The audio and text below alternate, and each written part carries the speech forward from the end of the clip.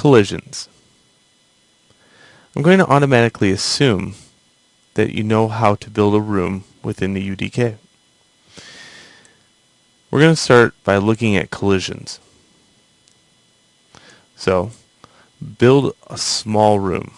My room is roughly 1024 by 1024.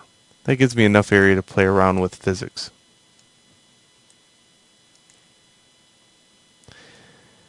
What we're going to do is make a sphere in Maya.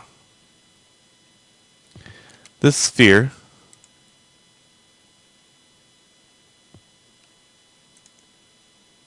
on the radius should be 44 units.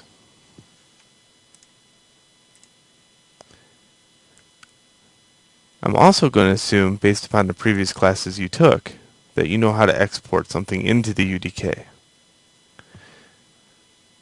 We're going to use this using the Udk Exporter, and to do that you go to the mel command and type in axmesh.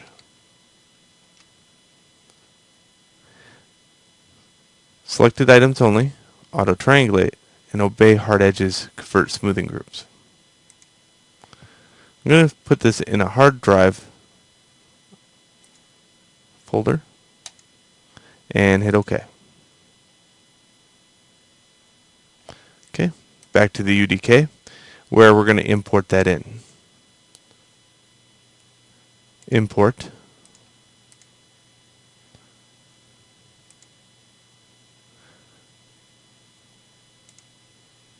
Okay, double click the static mesh and you're going to come across collisions.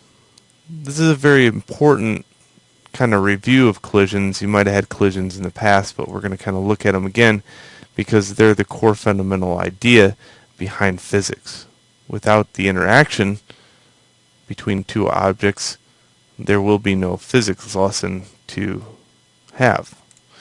So in the collision, I'm going to make a 6 DOP. Okay, to see this collision, we click the collision box, show collision, and we're going to exit out and we're going to add this sphere to our level. We're going to add it as a rigid body. Put it above the floor. I'm going to build all my lighting.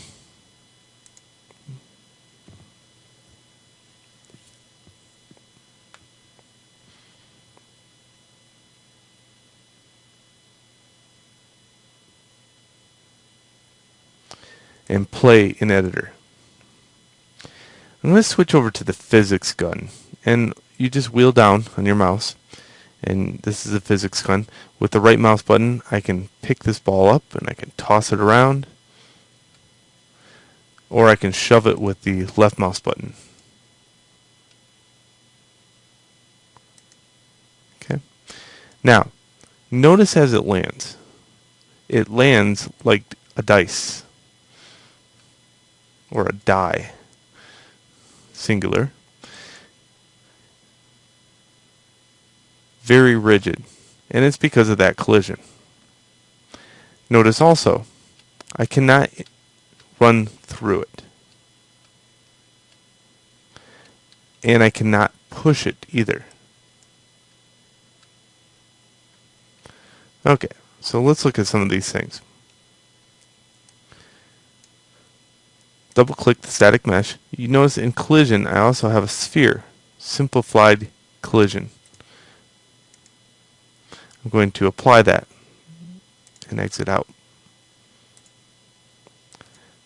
Now let's play in editor. Let's toss this around now. Switch over to the physics gun.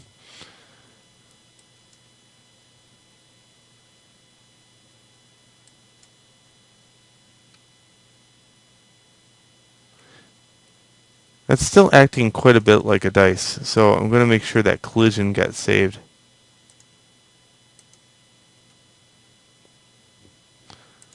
To do that, I show collision, close this out, and then play in editor.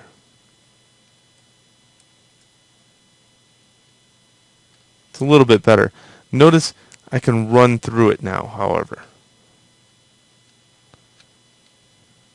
Okay, so that's the one downfall of using the actual sphere. You might get better interactions with things, but it's still a little buggy, and now not only is it a little buggy, but I can actually run through it.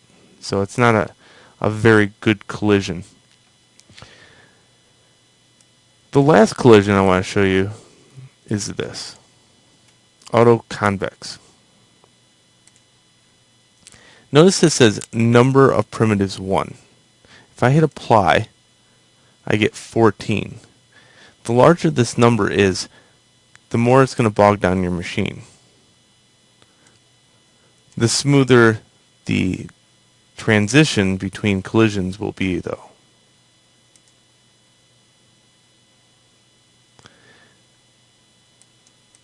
If I zoom in here, you're going to see that I have all these primitives stacked on the inside, and that's what it is. It's a bunch of primitive spheres, convex spheres. And you can see by moving this slider, I get more complexity. Now I have 30. Max Hull verts, if I drop that down, that affects how much there is as far as resolution on each of the actual primitives that make up. 30 is a very high number, so I'm going to back this back down to about 14. And allow splits.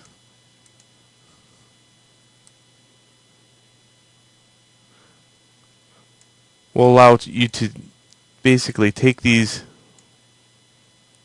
and it adds an odd number here. Now it's not 14, it's now 16, and it splits up the hulls on the inside. I don't use the allow splits very often. I'll keep that in the general location of the middle, and usually generally just use the two sliders up above.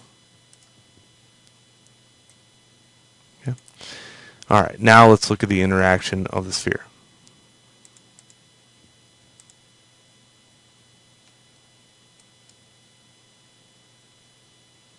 Much better. You can see it's starting to roll now.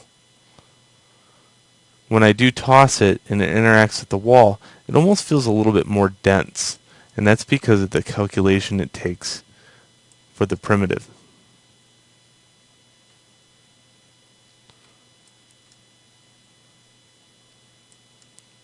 So the moral of the story is, whatever collision model that you're using, you have to be wary of system speed, how many times the sphere is going to appear within your scene, and what interactions do you really want this to have with the world. Okay. If they're smooth, you probably want more collisions, if you want so it rolls. But if you're just interacting with it as far as running up to it and you just want to block yourself, then you could have a very simple collision. Notice also I cannot run through it. So the auto convex is a really nice way of doing that. Let's move on to the next video.